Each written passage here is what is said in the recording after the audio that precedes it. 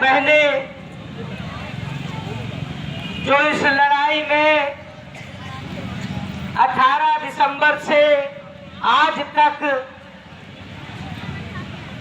अपनी संख्या बल के बलबूते और उपस्थिति जिस हिसाब से आज की डेट में मुझे दिख रही है, मैं कहूंगा कि आप लोग बड़े महान हैं जो इस लड़ाई में कांधे से कांधा मिला के चल रहे हैं, और मैं आपका भी आभार प्रकट करता हूं, वंदन एवं अभिनंदन करता हूं।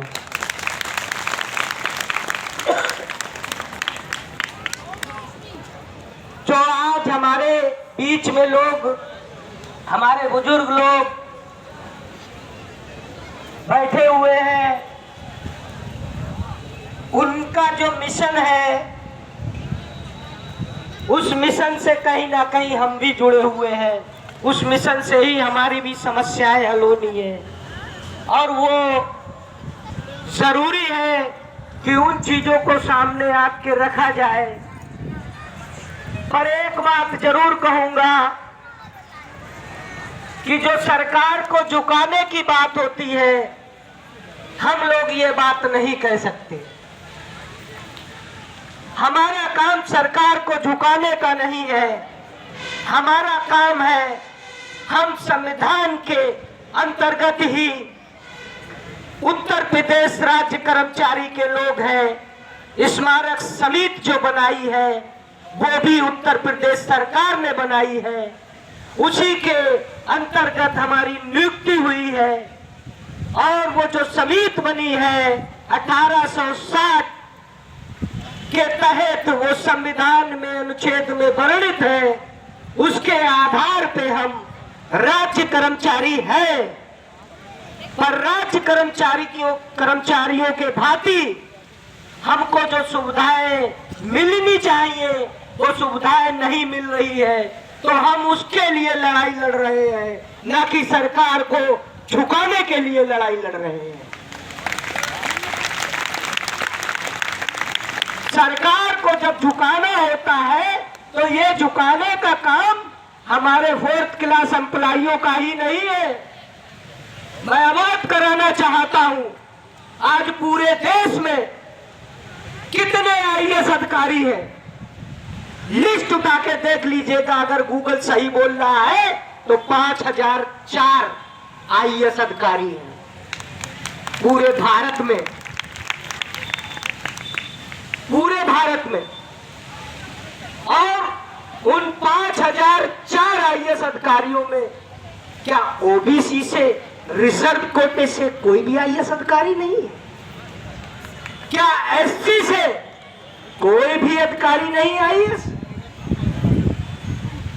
अगर कोटे से ही सही क्वालिफाई करके आए, लेकिन जातिगत में आइएगा तो कोई तो होंगे ना। कार्यरत जो इस समय मैं बता रहा हूं 5004 है।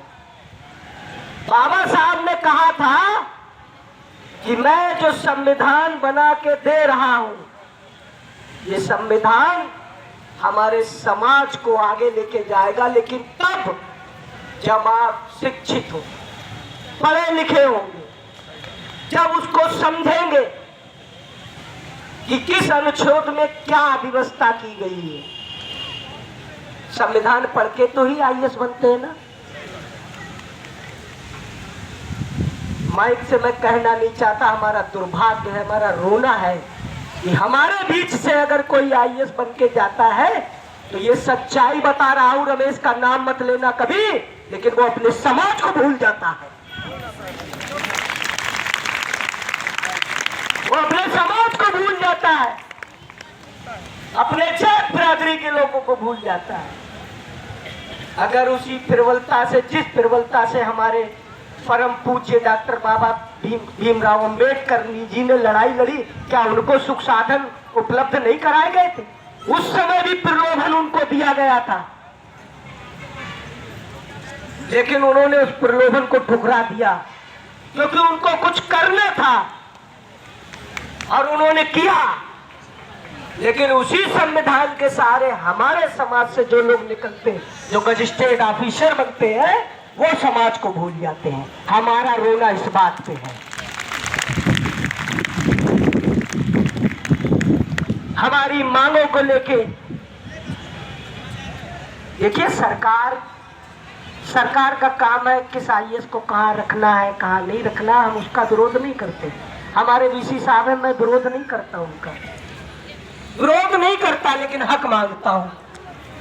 हक आप नहीं देंगे तो हम जब तक मांगेंगे, जब तक आप नहीं देंगे, जब तक मांगेंगे।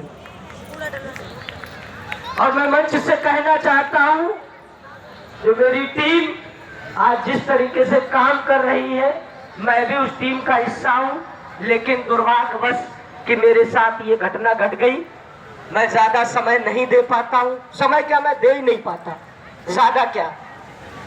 मैं आज आया था, मेरे जो पंचिंग तो घटना था, लोग बंधु में आया था, तो मैंने कहा मैं यहाँ जरूर आऊंगा।